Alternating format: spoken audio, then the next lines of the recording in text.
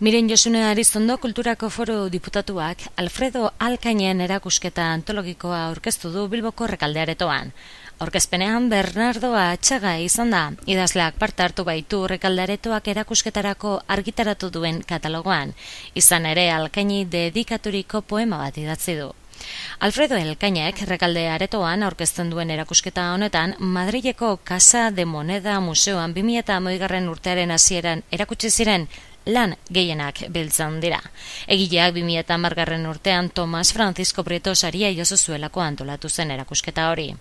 Erakusketa horretan marrazkiak eta obra grafikoak bakarrik zeuden, baina oraingoan berriz erakusketa osatu eginda lan horiekin batera aurkezten diren margolan eta eskultura sorta oso garrantzitsu batekin.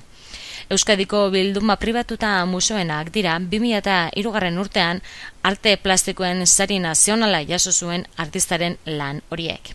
Beraz, argi geratzen da Madrileko sortzaileak Euskadirekin betidanik izan duen harreman estua. Madrileko Casa de Moneda museoarekin batera antolatutako erakusketa hau azaroaren 18 arte dago ikusgai Rekalde Aretoan.